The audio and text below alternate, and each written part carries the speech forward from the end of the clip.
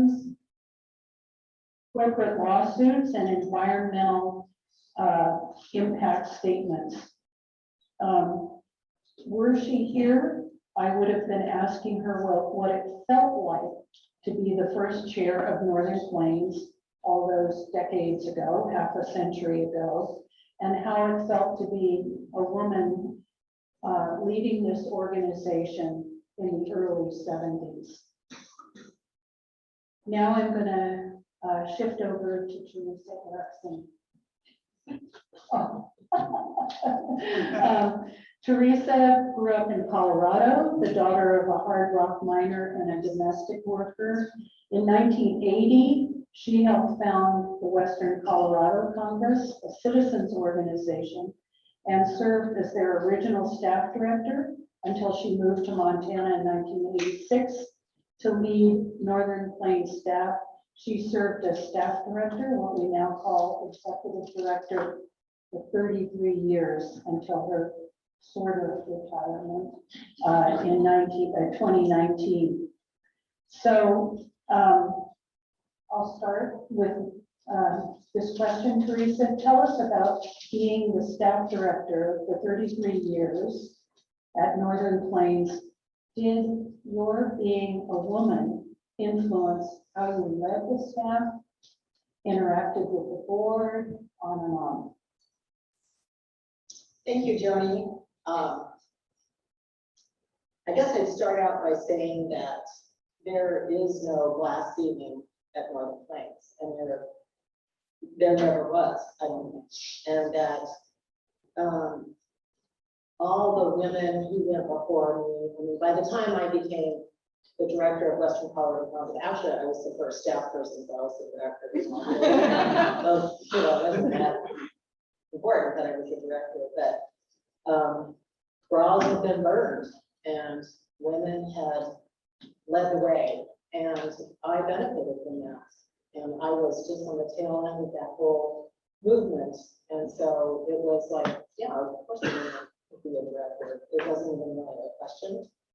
And for Western Colorado Congress or for Northern Plains Resource Council, but I will say that it speaks to how important it is to work for the betterment of people that follow after you, because all these women, a lot of them are in this audience, and I thank you, burned their damn bras, you know, and really spoke out and led the way so that women could be leaders in organizations. And while 8.8% of corporate, you know, CEOs aren't women, nonprofits I think is very good. I think that probably the majority of nonprofit leaders right now are women. And so, you know, so I just wanted to start out by saying that I benefited enormously from the work that went before me, because I'm, you know, I'm not that old. As Sydney said, oh, we had tolerance and young leaders, young women leaders. And I was like, you know, we were all young once. So important to know that. I think the question of how did being a woman affect my directing the staff or directing the board, I don't really know. I mean, you should ask the staff of the board how it affected them. I feel really oddly gender blind, and that's how I always felt at Northern Plains.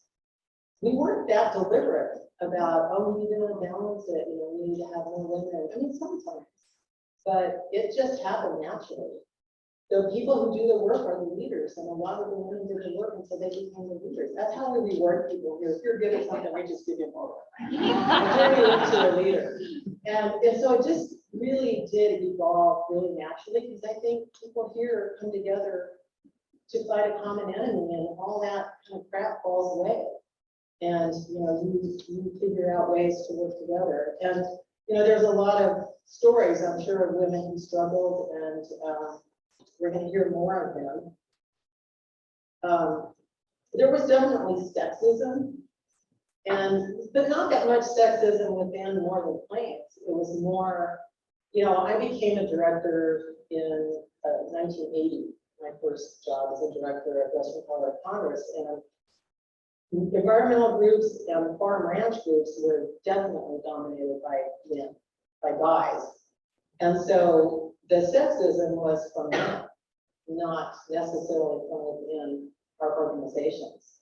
And I think the biggest sexism that we experienced was being underestimated, which we totally used to our advantage. You know, the secret weapon to send in women to do a job when we were not expected to be able to do the job.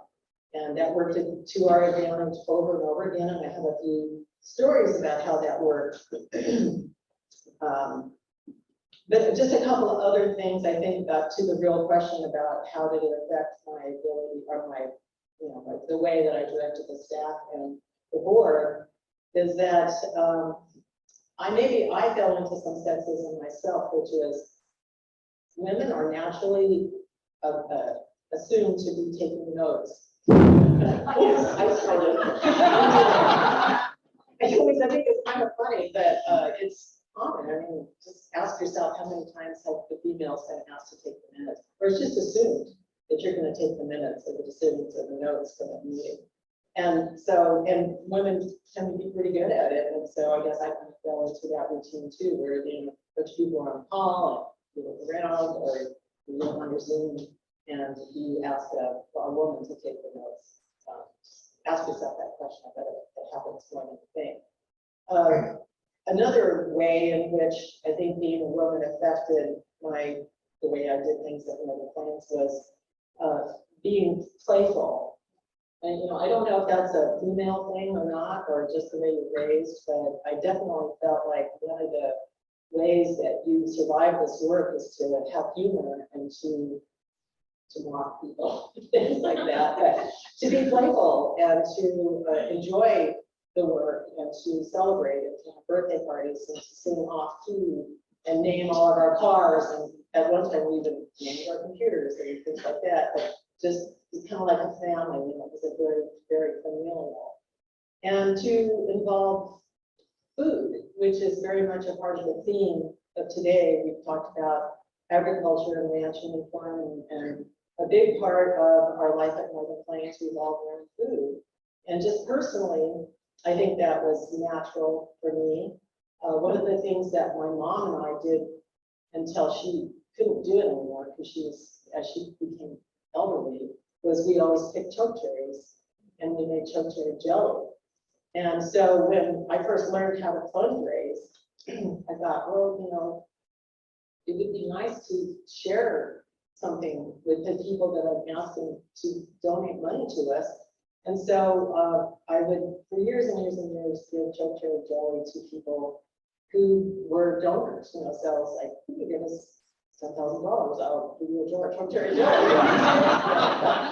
Or we would have food at meetings, or to naturally wonder where are the cookies whenever we had a meeting. Bringing food to the staff meetings, that kind of thing. I mean, that's a very female thing. Whenever we had big events, particularly on the reservation, automatically food was a really important part of that.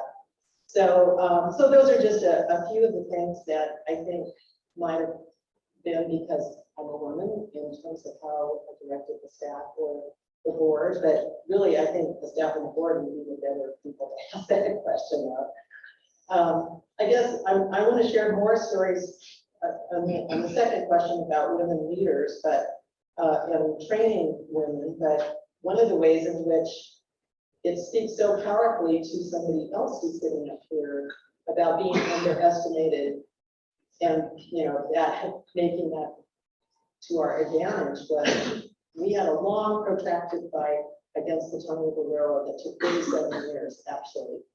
And at the end of this long saga, which really is a very interesting story, the Forrest Mars, who is the candy bar Mars, like Mars candy bars, bought a big old ranch, put together a big old ranch down next to Jimmy Halverson.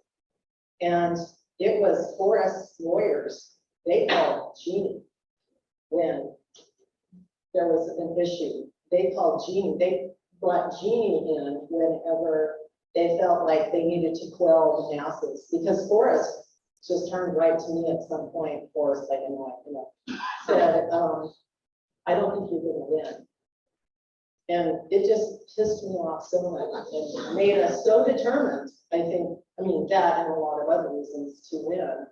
But I just think it speaks powerfully to how Jeannie wasn't underestimated ultimately. I mean, in the beginning, I mean, Jeannie is such a sweet person. It would be easy to think she doesn't have the killer instinct, but she does. So anyway, that's a long-winded answer to your question, and I'll pass the microphone on to you. Oh, right. All right, now we go for a few minutes to Jeannie. So Jeannie has served on the board in numerous ways since 1995, including as chair from 2019 to 2021. She is a major participant on both the Coal Task Force and the History Project Task Force. She's also active on the Organization and Finance Task Force. She's a second generation Northern Plains member, and she'll tell you more about that. Jeannie and her husband have Terry Plant, have two children. They live and work on the family's Bones Brothers Ranch near Burney, raising grass-fed Wagyu beef through their business, Omega Beef. So, Jeannie, you come from one of Northern Plains' founding families. Can you tell us about your mom, Carolyn Walker? What was she like? What is she like? And what was her leadership style in the early days of the organization? Well, again, can you hear me? My mom, well, first of all, I need to say that it's such a, I'm going to feedback. It's such an honor to do this panel, to be up here with Teresa, with Joni, so many of you who have been my mentors. Can you hear me? Yes. And so it's really wonderful to talk about my mom. So what kind of a leader she was? Well, I was about 5 years old, so I really don't know what kind of a leader she was at Northern Plains. I do know that at that time, in the 70s, I really just wanted a normal mom, you know. I wanted a mom that was home, made cookies for the school bake sales, and you know. But I also was really proud of her. But my mom, you know, as the years have gone on, and since I've become part of Northern Plains and then had my own children, I have become increasingly proud of her. And all of our founders, and especially the women. My appreciation for mom as a leader grows. I was proud of her then, but I didn't really, and I knew it was a good fight, and I cared about what they were doing. But like I said, I really just she was gone a lot. My mom's style, I think she was kind of a mother bear, you know. She wasn't necessarily, I mean, she was fierce, and they were so brave, all of them. I think the bravery also becomes more and more apparent as time goes on. She was a gatherer. When mom went to the North Central Power Study meeting in Colstrip that outlined the whole development for our area, I mean, a power plant on Custer National Forest a few miles from us, and power plants in like every little town and slurries and railroads. They were terrified, and they immediately saw that their water was in trouble, their whole way of life. And but she didn't spend too much time being terrified. She got organized. She got the women in our community together in our living room, and this was happening in other places in Northern Plains communities. She was a gatherer of people. She was a gatherer of information. She had this way of seeing the big picture, what was going to happen to them, and that she needed information, and that they needed to get together. And that, I think, is the most amazing thing, because this is the 70s.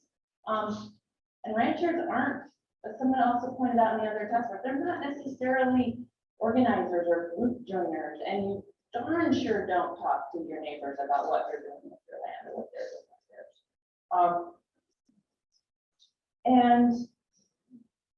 But she really loved the young staff. She loved the scientists. She found out had gaps in information. She became an expert in, coal strip mining. And she realized that we had to do something and we had to get together. And I think the thing that my mom, that generation of women, I think they were really caught between two different times. Women who grew up in the 40s and 50s, and then the 60s and 70s were there. They had experienced injustice and they'd seen it in other communities. I think my mom had this sense when people told her there's nothing you can do about all this coal development, it's coming your way. I think that made her more fierce about wanting to do something. And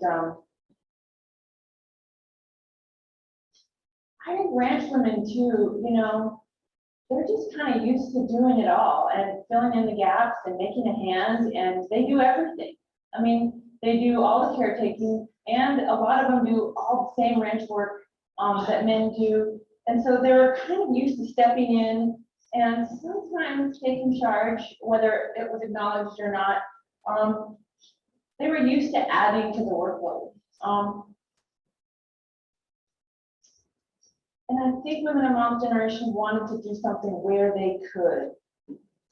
And she involved people when they came to our ranch. I mean, they helped us with chores. That was kind of fun. And she involved us as kids. I mean, I remember once when my school was taking a tour of the Decker mine, Mom armed me with my little brownie camera and like, take as many pictures as you can. I'm sure they were lovely, really helpful pictures, I'm sure. But I felt very important having my little brownie camera and taking these pictures. And she let me do some cartoons that, supposedly were going to be in the Northern Plains newsletter. But like I said, when the coal kind of boom came, it was hard on our community. It was hard on us. It divided families. It divided us.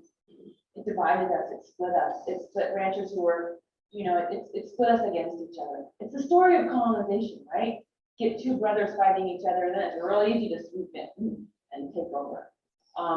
So we were caught up in the middle of that. I think my mom was creative.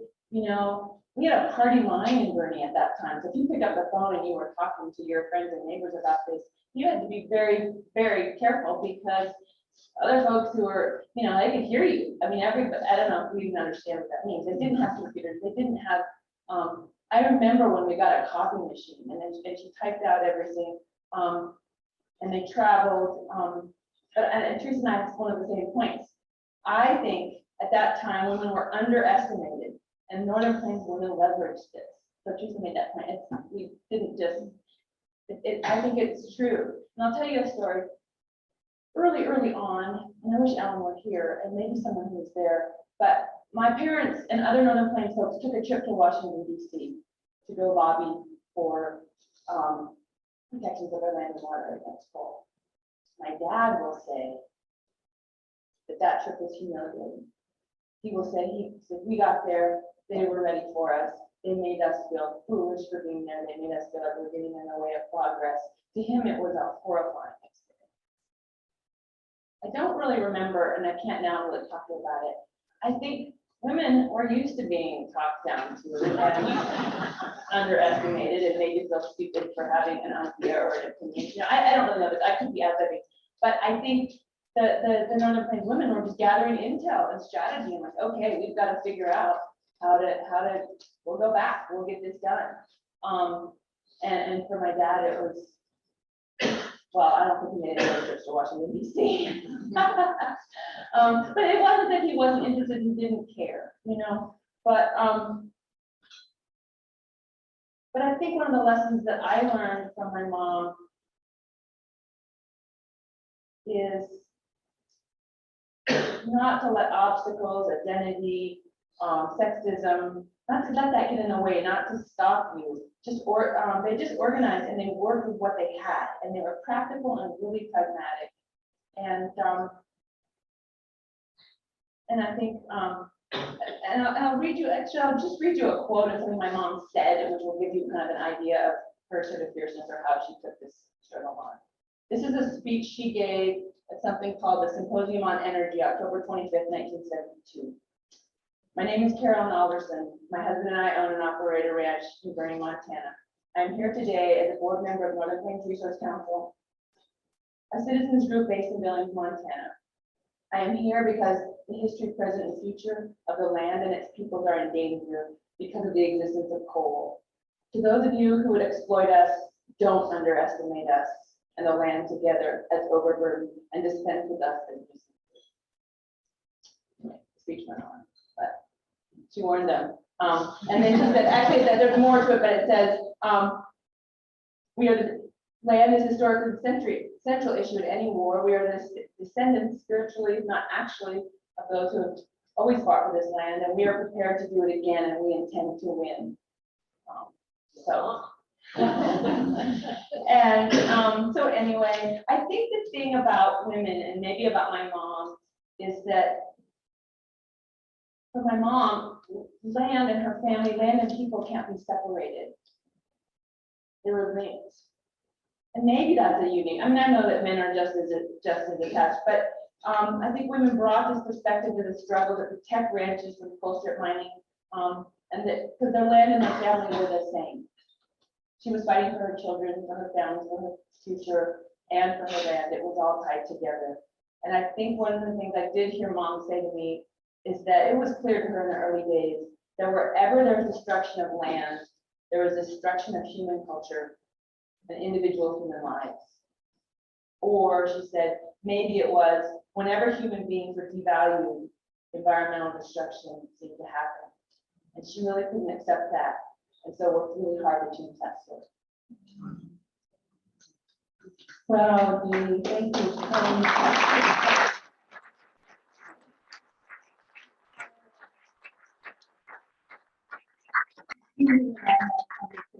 For this event, and she told me the Washington story. I'm always going to hold on to that. I love that story. Dad is not going again, but Mom is.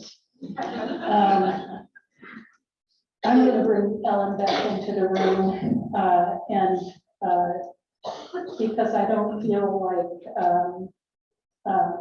the little bio did everything it needs to do. Ellen got a law degree in Mississippi and then returned home. And she ended up not going into practice because the family and the region needed her skills to help fight to protect local livelihoods from coal. This was, of course, a real big change in the direction of her life, and about as big a change as you can get. You go away to prepare yourself for a certain kind of life, and then it turns out that circumstances take you a different direction. We would have heard from her today if she thought that being a woman had anything to do with the change in direction in her life. So just letting you all know that she used her training, which I think she had a different idea about, to protect the land for 50 years. Teresa, we've already talked about this, so we might want to shift this a little bit. The question here for you is to talk about Northern Plains' role in the development of women's leadership skills. And I think you very succinctly said, since our intention always is to develop leaders, and since women stepped up, they took the role. So I wonder, and maybe a slightly different angle on this is to think about women who got training on leadership in Northern Plains and then went on to become leaders in the legislature, leaders in their community, just leaders in other ways. So whichever one of those you want to talk about. Okay, I have many stories of women leaders. And I want to share a few of them with you today. One of them is about someone who isn't here, and that's Helen Waller. And many of you might know her. And one of my favorite stories is the day that I met Helen Waller, which was in Colorado. I was still in Colorado. And Pat and I were going to a hearing on coal leasing in Denver. And I never lived in Denver, but anyway, that's irrelevant. And we met Helen. I think we picked her up at the plane, and she was flown in from Montana. And she was going to speak on behalf of Northern Plains Resource Council. And we had a leader from Colorado who was going to speak on behalf of Western Colorado Congress before this commission called the Linnos Commission, which dated back to the Reagan administration. And what you may remember about it is that Reagan called this commission, this was his attempt at diversity, equity, and inclusion. He called it Two Cripples, a Jew, and a Black was on his commission. Does anybody remember this? And Helen is short. She's, I don't know, 5'1" or something like that. Farmer from Circle, Montana, and her farm was threatened from strip mining. So we picked Helen up, and I'm sitting in the back seat, she's sitting in the front seat, and I introduced myself, I tapped her on the shoulder, and I said, well, Helen, are you ready for this? And she said, that's not the question. The question is, are they ready for us? And she gave it to them. And she was so convincing and so factual about what strip mining would do to farming that she had this commission eating her hands. They were asking her questions, they got her phone number, they did follow-up, and they underestimated her. When she walked in, she was this short little fireball, that woman, farmer, who none of these people on this commission had ever met anybody like her. And that was really one of the best introductions I could have to a woman leader, and she inspired me after that. In fact, we use that quote all the time. It's like, that's not the question. Are they ready for us? Another story I want to tell about leadership development, and it's going to be about somebody who can't defend herself because she's not here right now. And it's both a story of pain and beauty. And this is of Julia Page, and many people know about Julia Page. She was the chair of Northern Plains, and she held many leadership positions in Northern Plains. She owned a grafting company in Gardner. And when I first met Julia, she was absolutely terrified of speaking in public. And she and her organization, Berkeley Council, had put together a resolution to take before the meeting of the members. And she was sick to her stomach at the idea of standing up in front of a friendly crowd and having this resolution. And so we worked with her, and she practically cried before she did it, and we debriefed with her afterwards, and she survived it, believe it or not. And eventually, Julia became quite an accomplished leader. And so much so that after she was chair of Northern Plains, we were able to get her appointed to the Environmental Quality Council of the legislature. And it was ideal for us because Northern Plains managed to get a whole series of bills on eminent domain reform, condemnation, that type of thing, before the EQC to study it. And so Julia, we had an inside person on EQC. And Aaron Browning, the former organizer of Northern Plains, some of you may remember, and I staffed Julia.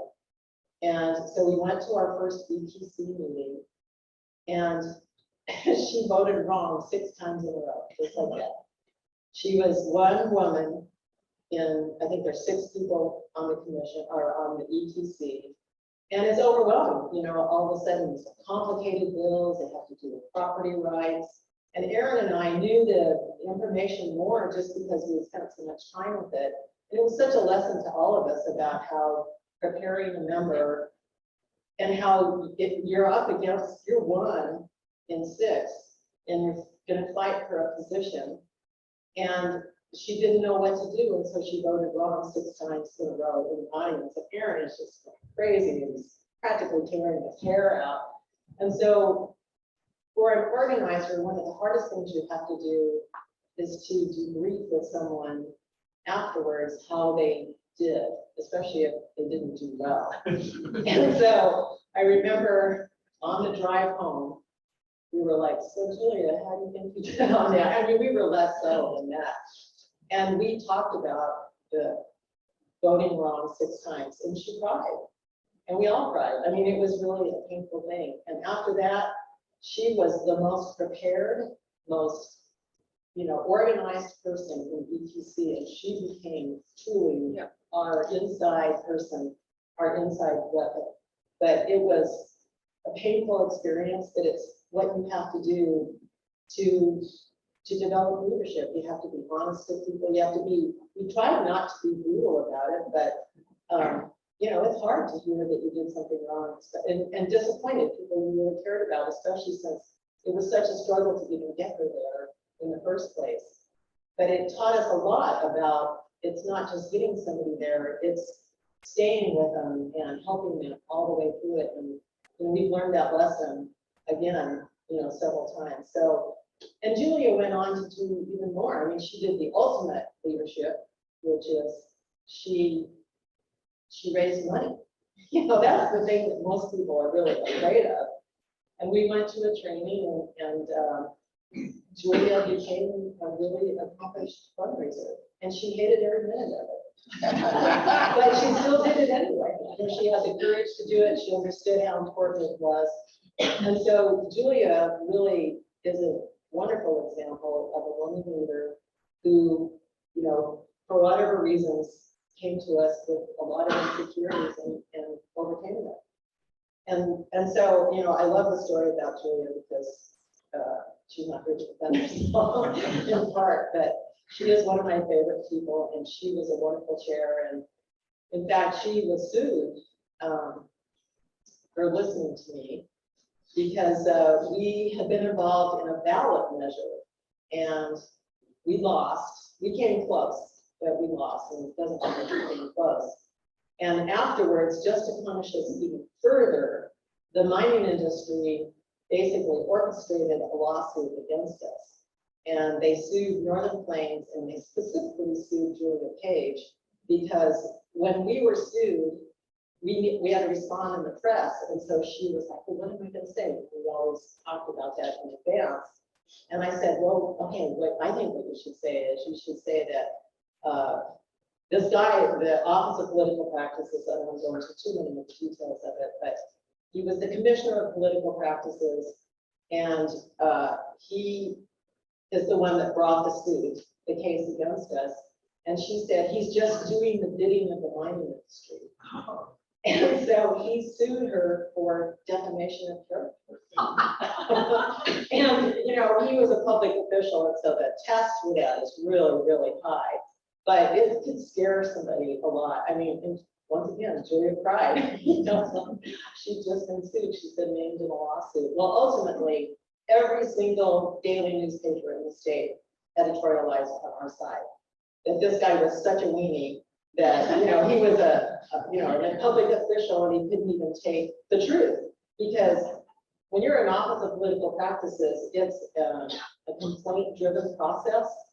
So he literally was doing the bidding of the mining industry because the mining industry filed this case. And so he did what they asked him to do. And so what she said was actually 100% true. But anyway, Julia is a really good example of women leadership development in Northern Plains and how it's done.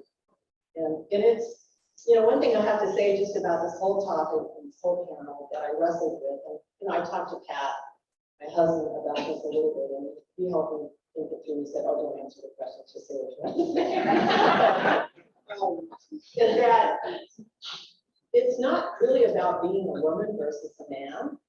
I think it's like feminine characteristics versus masculine characteristics to some degree, because every single thing I could think of that is like, do I do that because I'm a woman?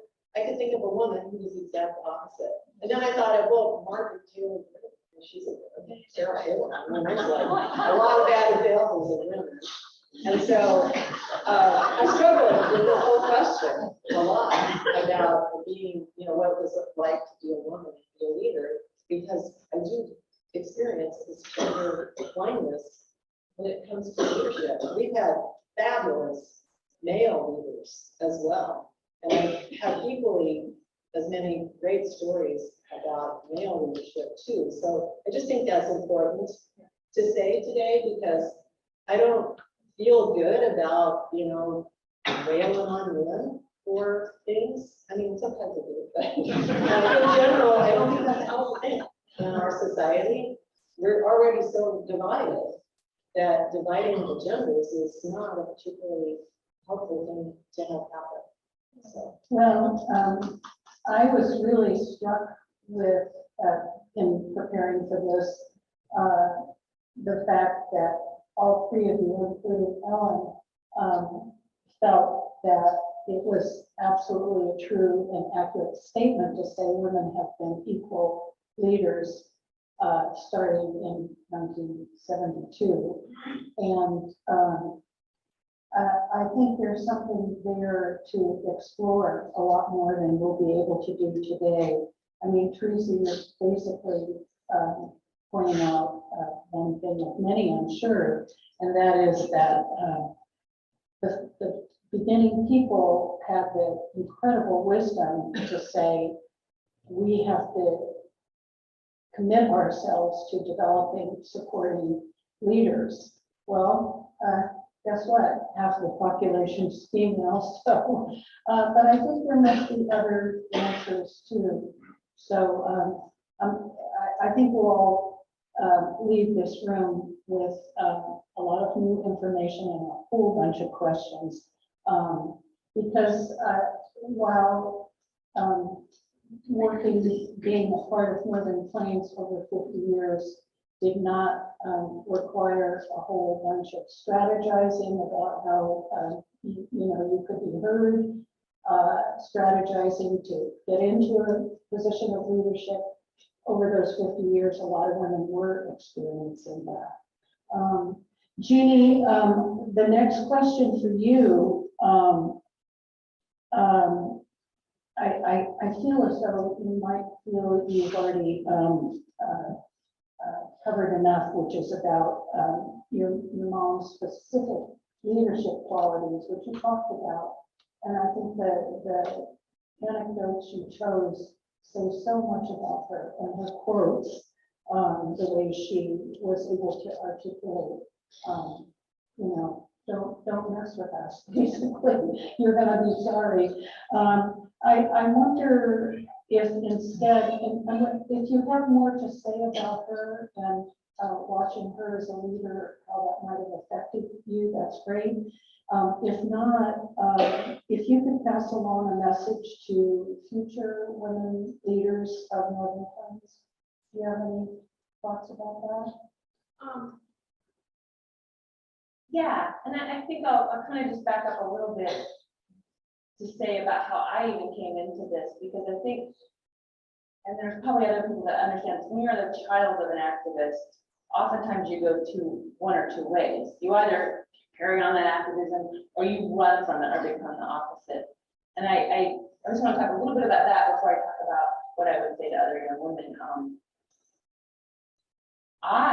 Like college, there was a lot of activism going on. I stayed way away from it. I mean, I cared about the issues, but I was just like, people do not know what you're messing with. Because I saw what it did in my family, I saw what it did in my community. It's serious business. I mean, people I know got death threats. I mean, so I stayed away from it.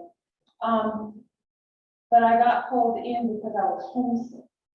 And I came back home and I realized that my dad was busy and he cared about this stuff, but he was going to need some help fighting the China Railroad. And my mom at that time, they divorced, so she wasn't there.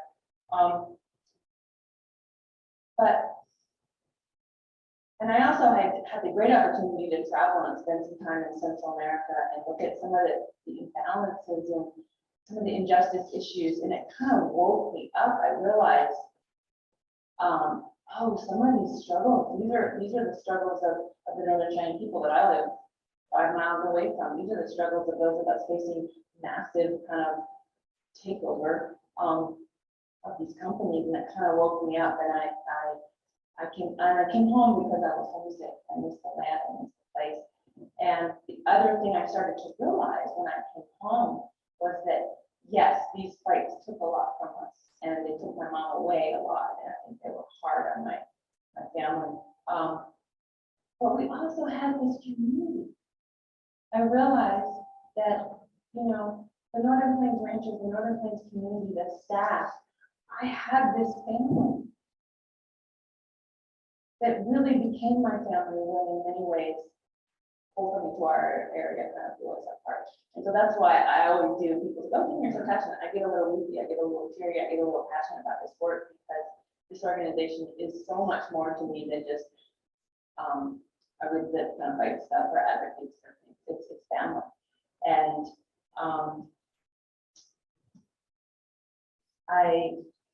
it's always been a team. And so when I came in, I think of when I got on the board, it's super intimidating, even though I had kind of grown up in the organization.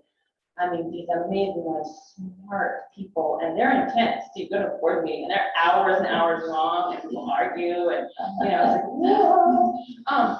But the women it was so good because I left a lot to come home. I traveled, I got to travel, I lived in other places, and here I am on a ranch, and my mom's like, what are you gonna do? What do you want to do with the master's degree? And I ranched, and then I got the amazing chance to work at the tribal college and do some really neat work. But I think that family piece, the teamwork that's always been the staff, you know, that you become really attached to them. And some of them move on, and that's really heartbreaking because your issues stay, and you stay, and they get to they can go, but they give us so much, and it's the hardest job in the world, and they have to deal with kind of sort of oppressed, kind of grouchy people, and I give them so much credit for hanging in there with us, you know? We're not always thankful, we're not always appreciative, and they bolster us and support us and get us through stuff and help us put our words and actions out there. And who has that, you know? But one other thing, I guess, that I would say about this, not really answering the question, sorry, but I will try to. But one of the things I do want to say is that all of us who are lucky enough to be in this organization, we have a team, we have a family, but many of us, I wouldn't be here today without my husband, who's home, feeding calves that we just weaned and taking care of my son, who just, you know, he's a senior, he's pretty independent, but needs some help and help take care of my dad and running things. And he's not just home taking care of the ranch. He is also deeply involved in Northern Plains work, and he's on a couple of task forces, and he's my partner in work and life and in Northern Plains. And I am blessed because not everybody who takes on this work has that kind of support, but I think Helen Waller talks about this, and I think it's really important. Every one of us who left, she said, every one of us who had to leave for the national fight, somebody stayed home and took care of things and supported things. And so a shout out to whether it's male unit leaders or female leaders, our home team, and it kind of takes all of us, and so we're lucky to have that. And I guess I'd say that. I think the thing that I would say to young women, it's all about relationships. All about relationships. You can get focused on issues, and that's important, and you need to be knowledgeable, you need to gather knowledge, but you need to keep focused on your relationships. If you're focused on your relationships, you've got a team, you are unstoppable. So that's one thing that I think we don't talk about enough, is that this whole thing, 50 years of it, is about relationships. So keep those in mind, because they matter. And I've always seen my work as kind of bridging different, you know, I was young when I got on board, 25, 27 years ago. So I felt young when I got on, and kind of bridged some age, generation gaps maybe. bridging rural, urban, I felt like bridging was something important. And, but I think keeping focus on the relationships, the people, and the relationship to land. You've got to do this work because you love it. You can't just do it because you're mad. You can't just do it because you hate something. You really have to do it. You've got to have love. You gotta love. That's so funny. I'm sorry, but it's true. We'll stop there. I could ramble on. I'm sorry, I really did not answer the question, but I think if young people getting into this work, we need you, but you're gonna need a lot to learn from those older generations. And the other thing that I would say is don't get too stuck in a silo. Don't get too stuck in things you can and can't do, or that someone else tells you you can and can't do. From an identity guide, like we have multiple identities. And we have to be able to speak to and act for and care for all of those. And I guess that's something that I think we learned in the feminist movement is, a lot of times white women, they got so focused that they forgot that there's all these other people that have other issues. And I'll just tell you can I tell one movie story about my mom? When she got in a tangle, when my mom got in a tangle with Gloria Steinem. So she went to a convention called for Rural American Women, RAW. And Gloria Steinem, she was mom was a huge fan, and but Gloria Steinem was saying at that time that the Equal Rights Amendment was the single most important thing for every woman, every person in the United States to work for and work towards. And well, mom believed that, but she did get up and she said, I come from a rural state. I have a rural Congress people. They only are going to make a couple brave votes. And right now, for my children, for my future, we need to get a national strip mine reclamation bill passed. And right now, that is the most important thing that I have to be asking and it wasn't that she didn't believe in the Equal Rights Amendment and see a need for it, but for her, if you take care of land and its people, then you can do some of these other things, and that was her priority. And I guess that's what I mean about you come into this work, you've got to be prepared to bridge a lot and to learn a lot and to listen a lot. And my hat is just so off to all the people that brought me along and taught me stuff. And Tracy Pipes lots of bumbling leadership things that I had to learn based on it. But I'm so grateful for the patience and the love and the humor and the fun and the care and love of the Jim. Teresa, would you like to answer what you would like to pass along to future women leaders of Northern Finance or anything else for that? If that doesn't appeal to you. There's something. Final words.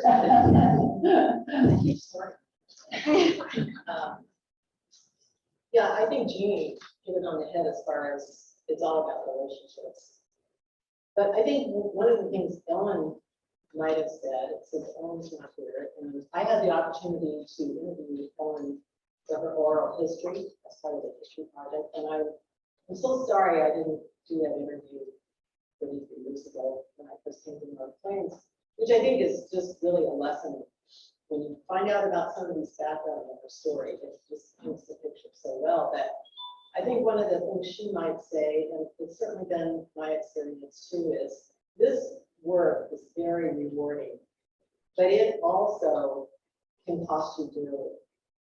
And if you're thinking about being a leader, and not to discourage anybody from being a leader, but preparedness is a Scout's motto. Be prepared to lose some stuff. It will take from you this work will. You'll sacrifice your time. You will sacrifice many things in order to accomplish what you need to accomplish. It will hurt your heart. It will cost you relationships, the very relationships that you work on sometimes when you become divided and you have to choose. And Ellen and I have talked about that, and I think Ellen gave up a lot, and it did take a lot from Ellen. And I hope that Ellen has experienced a lot of what Jeannie and I have experienced, which is there is a depth and richness to this work, though, that can't be replaced by anything else. And I'm also really lucky, like Jeannie is, to have a partner who has absolutely been by my side the whole way, the whole time. He is my closest person on earth. It applies both personally and professionally, and all of that blurred over all these years. And I'm glad that it blurred, because I don't think I'm the kind of person that could have compartmentalized what I did in my job versus what I did at home. My best friends are Northern Plains people, really. And, you know, I'm very grateful for that, and I think that if I were to get hit by a bus tonight or something, that I would feel okay about what I did with my life, that it has been enormously rewarding. And I'm glad that my life took this turn, and it's worth it. That's what I would say to any leader of any gender. It's worth it. So go do it. We have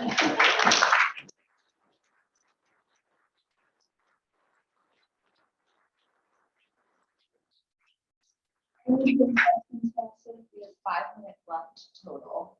So maybe time for, we have a question on Zoom, and I actually think it's a request. Okay. We have a request from iPhone again, which I assume is Lori Lore. She would like Teresa to tell the story about the chili feed before the public hearing that turned out a huge crowd. And she says, best organizing story ever. If you can do it in 4 minutes. So this story is about, it's a coal bed methane story, another long protracted fight.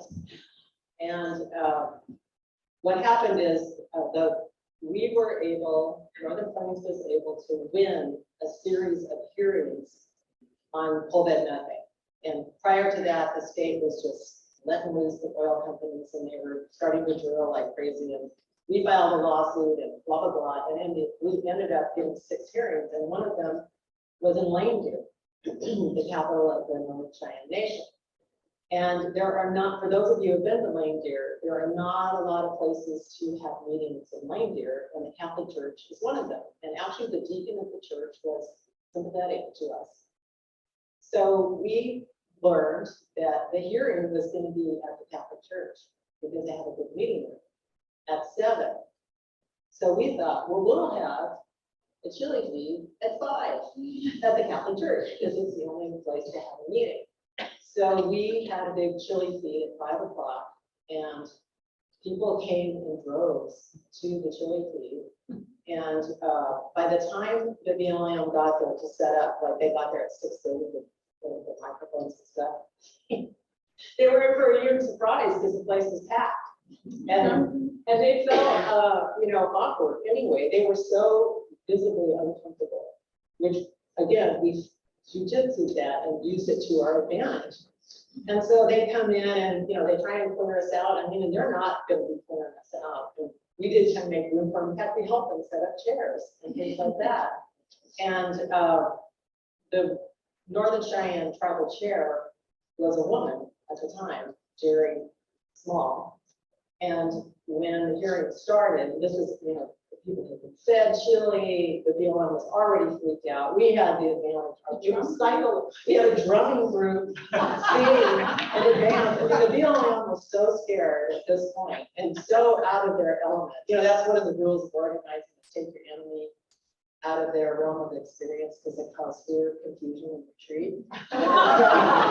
This was going on, and the hearing started, and when the BLM introduces, you know, starts the hearing themselves, and they say, everybody will have 3 minutes to speak. And Jerry Small gets up and she said, you are in a sovereign nation. You will not tell us how long we have to speak. Our elders will speak in the beginning. They will speak in their native language, and they will speak as long as they feel they need to speak. And the first speaker spoke. Like one in the morning, I think 12 hours. And there were 50 people, yeah. And then there were other things that went on that night. We had produced these bumper stickers that said, "Hello, nothing, goodbye, water." And so while the BLM was inside freaking out, a bunch of unnamed people went outside and slapped them all over every bumper sticker, including all the government people. And so when they got back to Billings that night or the next morning or whatever, their official report that it verged on riots. Anyway, ultimately we won that fight, and I think maybe that hearing was one of the key factors. They changed their format after that. So that was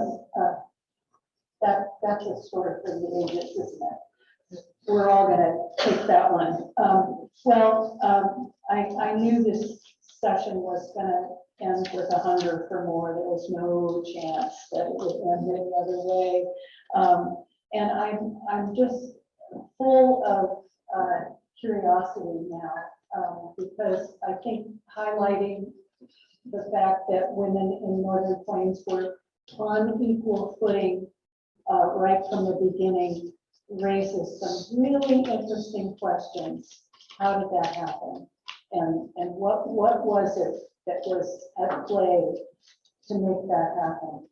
But what it did lead to is a lot of women got a lot of opportunities to be to use their skills in a time when in other places that wasn't necessarily happening.